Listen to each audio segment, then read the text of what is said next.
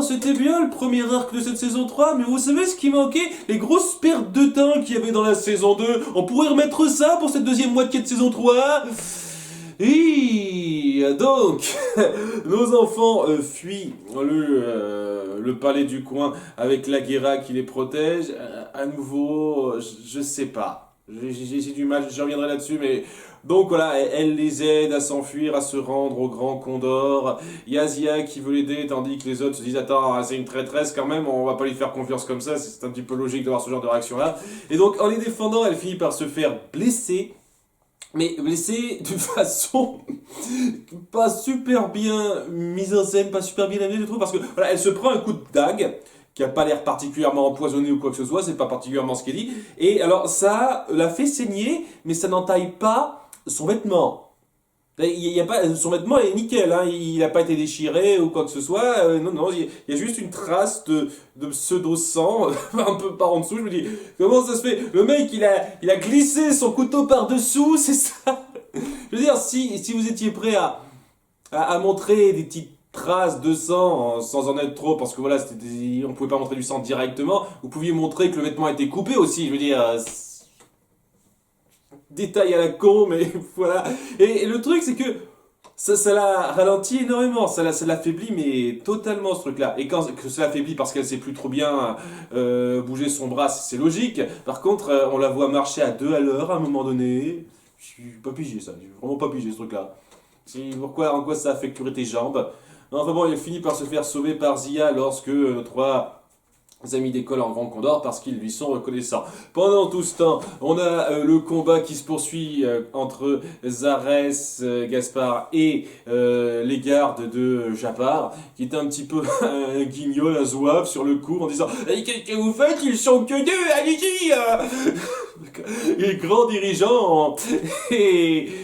ouais, c'est cool. Sincèrement, s'il y a un truc de bien réussi dans cet épisode, c'est son action qui est très palpitante. Et donc oui, on voit Gaspard et Zarès qui luttent côte à côte contre les soldats. Et à un moment donné, ils s'envoient même... Il y a Gaspard qui envoie un soldat vers Zarès. Ils font un petit enchaînement ensemble. C'est cool, c'est super cool à voir. Je vous cache pas, c'est le détail qui me plaît bien. Et c'est à peu près le truc qui va vaguement rattraper le problème que j'ai avec ce petit arc autour de Jabbar. J'y viendrai à la fin. Mais donc le problème pendant tout ça, c'est que les voiles sont toujours à l'endroit où elles se trouvent. Et donc au début, Zarès essaie de les trouver, mais étant donné qu'il n'a aucune indication d'où elles sont et il va un peu, il cherche un peu dans le vide, et au bout d'un moment il décide de se barrer dans sa nef. Il y a un passage que j'ai trouvé pas mal, où on voit Gaspard dire « Et la Guerra, comportons-nous en gentilhomme, il faut l'aider, peut-être qu'elle est entre leurs mains. » Et tandis que Zarès dit « Non ». Enfin, il dit rien, quoi, on se barre. Voilà ce qu'il dit. Et donc, on voit Gaspard qui se voit un peu forcé de faire ça. Alors, c'est très bien au sein même de l'épisode, mais une fois de plus, il faut prendre en compte la continuité. Et c'est ça qui me pose un gros problème. Et que, comme je l'ai dit, j'y reviendrai. Donc, ça va être un gros morceau, là. Je vais faire une grosse diatribe là-dessus. Donc voilà, il se barre à bord de la nef. Il y a un petit combat au canon avec les hommes de Jabbar qui tirent comme des pieds. Montrer des méchants incompétents, ça a au moins le mérite de mettre Gaspard en avant en comparaison, parce que Gaspard se débrouille bien pour une fois. Donc là, c'est cool de voir Gaspard être compétent, hein, surtout en comparaison avec ce qu'on a. Et donc pendant ce temps-là, il y a Esteban, Zia et Tao qui se rendent en Grand Condor, près de la petite salle où il y a les voiles.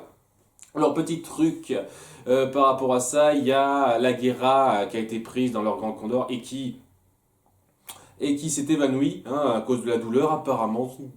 Pas très logique.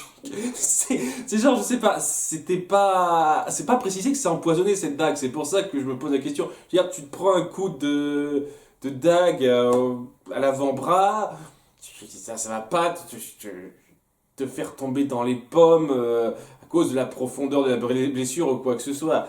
Et je sais pas s'ils avaient précisé que c'était empoisonné, j'aurais dit ok, d'accord. Et étant donné que Zia est douée avec les plantes, on aurait pu jouer là-dessus, ok. Mais non, ils le font pas. C'est le genre de détail à la con que vous auriez dû rajouter, quoi. Donc, ouais, ils se rendent à la salle. Il y a la panthère qui garde, donc Zia décide de faire ça.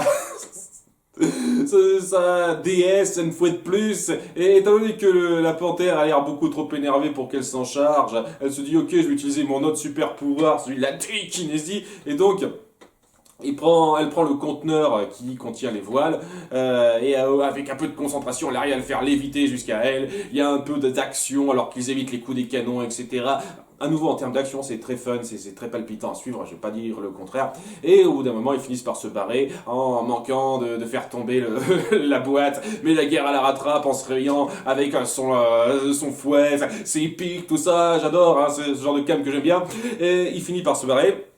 Tandis que Zarès et Gaspard aussi se barrent de leur côté. C'était très fun en termes d'action, ce truc-là. Voilà, il y avait beaucoup de tension, c'était très palpitant par rapport à ça. Et une fois que c'est fait, on voit nos amis qui se posent dans le désert, d'une part pour voir la guerra.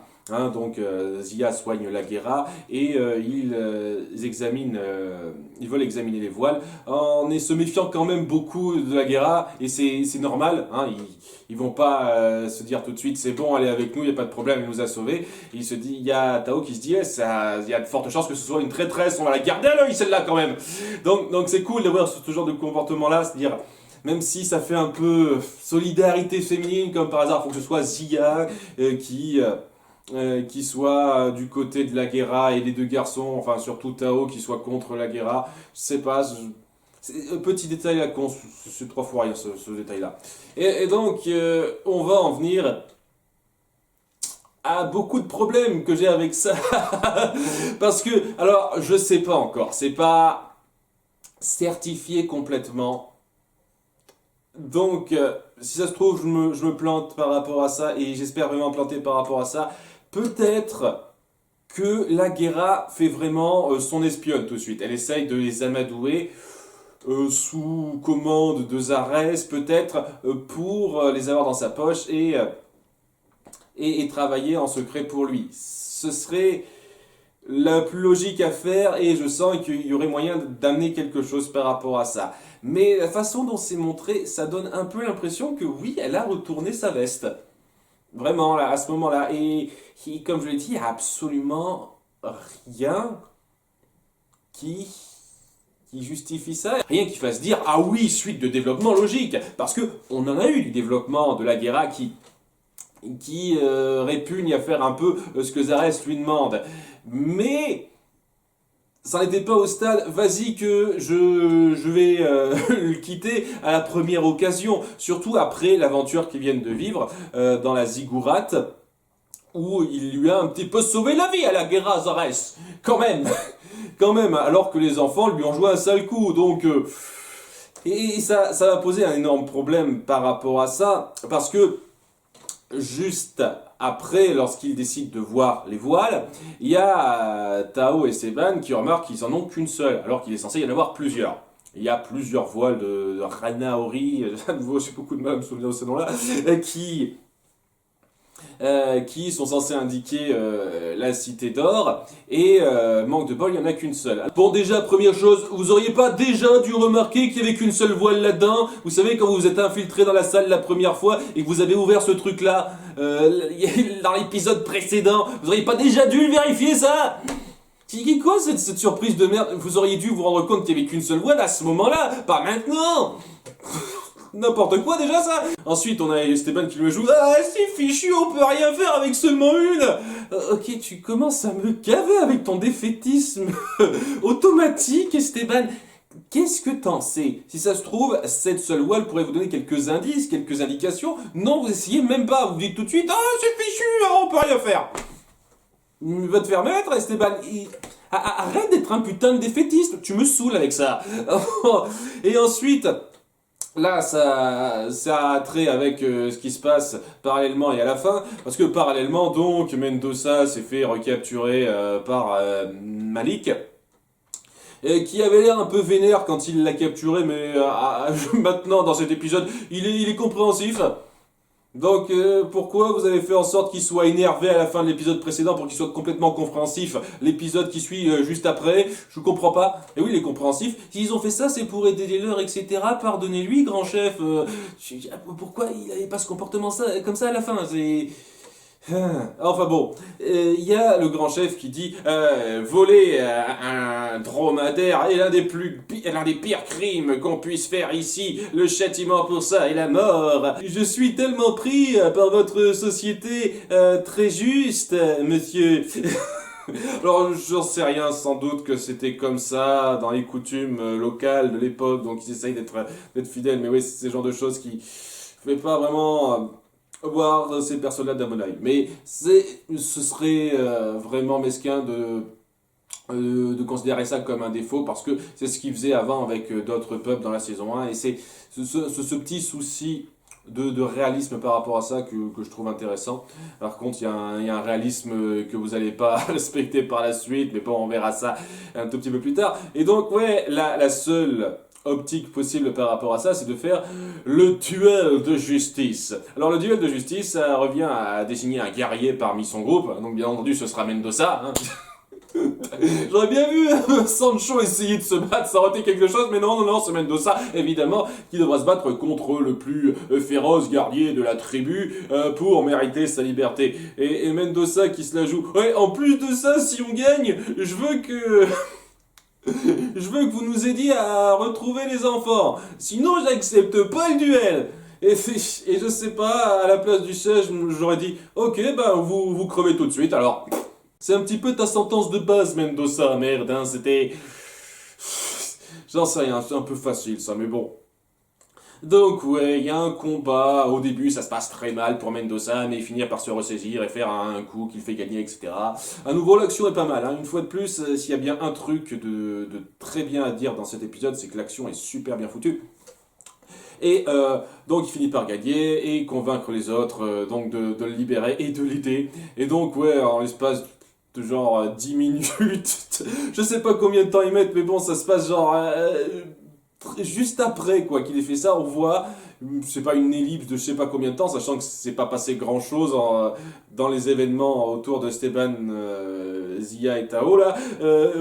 On les voit donc retrouvés par les Bédouins. Et donc c'est des retrouvailles avec Mendoza, Sancho et Pedro, et ça n'a aucun poids pour moi, pour la simple et bonne raison que c'est ultra forcé. Je me suis étendu là-dessus dans la vidéo précédente, je vais pas aller plus loin, mais c'est juste là, comme par hasard, les types ont fait une approche du coin, ils ont vu leur grand oiseau d'or comme par hasard.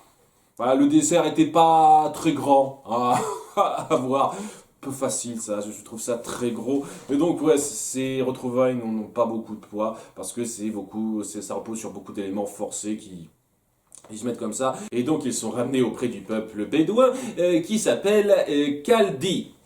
Voilà, c'est leur nom et c'est important ce nom-là parce que Esteban, Zia et Tao découvrent qu'en fait c'est le nom du peuple qui aurait volé les voiles et il fut un temps dans la ziggourate.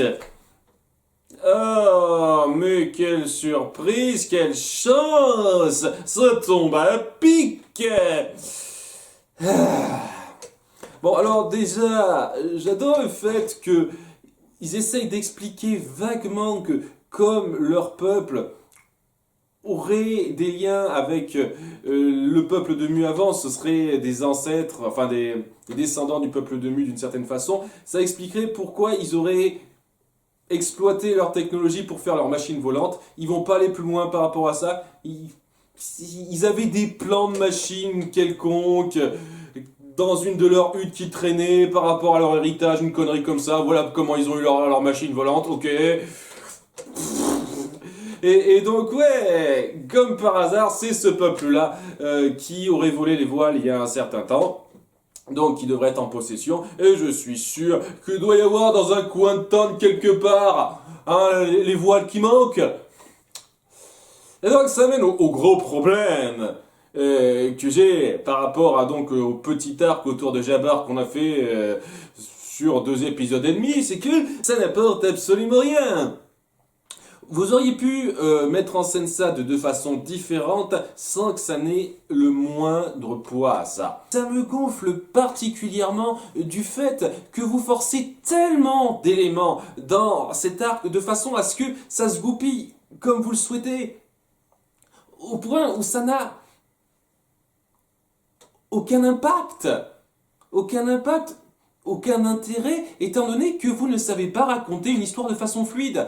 Tous les événements s'enchaînent de façon ultra forcée, pas du tout naturelle, et donc n'ont aucun intérêt. Vous avez beau faire des belles scènes par rapport à ça, si vous ne savez pas les amener, ça ne veut rien dire, ça n'a aucun poids. Et c'est le gros problème avec ça. Il y a de très bonnes scènes d'action là-dedans, je vais pas nier. Il y a quelques moments un peu intéressants, mais c'est amené avec le cul. Complètement, totalement avec le cul, parce que vous n'avez aucune idée de comment faire une narration fluide là-dedans.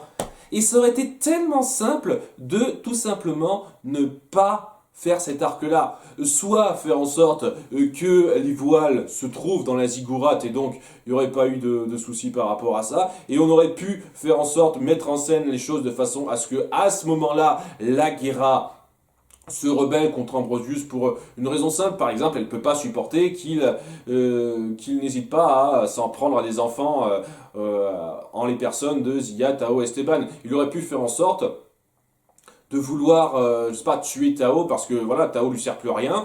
Et donc à ce moment-là, elle se serait dit, la Guerra, merde, je vais pas le laisser faire, quoi. Tant pis si je dois le suivre pour je ne sais quelle raison à nouveau, c'est pas expliqué ça, j'aurais bien aimé qu'on l'explique. Mais merde, je me rebelle et je les aide à s'enfuir. À ce moment-là, ça aurait été une façon beaucoup mieux amenée de faire en sorte que les enfants puissent s'échapper à Ambrosius, parce que voilà, la Guerra est quand même loin d'être nulle, et ça aurait été une vraie attaque surprise de sa part. Et à ce moment-là, oui, ça aurait été beaucoup plus naturel ce revirement, mais c'est pas ce que vous avez fait. Vous avez mis en scène quelque chose de totalement différent, où en fin de compte, la Guerra se fait sauver par Zarès. Et au contraire, la dernière chose que ça devrait faire, c'est lui donner envie de se rebeller contre lui, de partir. Donc, et si c'est pas à cet endroit-là que vous vouliez faire en sorte qu'il trouve les voiles, bah vous pouviez faire en sorte que il tombe sur ce peuple de Chaldie qui, comme par hasard, possède les voiles, ce qui est de la grosse coïncidence bien grasse, mais ça aurait été que ça aurait pas été trop gravissime. Et à ce moment-là, tout ce passage avec Jabbar n'aurait servi à rien, quoi. Ils auraient toutes les voiles dans leur camp, et c'est tout. Le passage avec Jabbar, on n'en aurait rien eu à foutre. Donc voilà, c'était un arc totalement inutile et forcé par rapport à ça. S'il y avait eu toutes les voiles à cet endroit-là, il y aurait au moins eu une récompense, un vrai résultat par rapport à ce qu'ils ont vécu dans cet arc. Mais non, ils ont juste trouvé une voile en étant tout de suite défaitistes. Et de toute façon, le reste, ils les trouvent pile poil dans le camp des types qu'ils viennent de rencontrer. C'est... Narration feignante. Narration feignante qui ne sait pas où elle va. Et c'est frustrant, c'est très frustrant. C'est pas tout à fait terminé parce qu'il y a une dernière chose. À la fin de l'épisode, il y a la pyramide de Mu que possède Zarès qui brille en réaction à je sais pas quoi. Et suspense, qu'est-ce que ça veut dire? Voilà. Pas vraiment un cliffhanger, hein, déjà c'est une bonne chose. Et donc ouais, je sais pas trop ce que ça veut dire. Est-ce que ça réagit comme une boussole, ça aussi? Sérieusement, tout ce qu'on a vu de la pyramide de Mu maintenant, ça revient presque au même niveau du ta gueule c'est magique. Hein. Enfin bon, ça se termine là et c'était... Bon, frustrant à nouveau parce que ça amène une résolution très décevante qui repose sur des grosses coïncidences et qui rend tout l'arc qu'on a vu autour de Jabbar totalement insignifiant et forcé. Mais à côté de ça, on avait quand même pas mal de bons moments d'action déjà. La Guerra était très intéressante, les petits moments de soupçon des enfants envers elle étaient bien. Et les petites retrouvailles super rapides entre elles et Mendoza pour l'instant ont été très courtes et promettent un petit peu peut-être d'aller plus loin dans l'épisode qui suit. Nous verrons bien par rapport à ça. Donc ouais, il y a pas mal de bons moments fun. En termes de cohésion globale, c'est pas bien, mais en termes de moments d'action, de petits moments de personnages, ça apporte pas mal de bonnes choses pour que je puisse apprécier correctement cet épisode.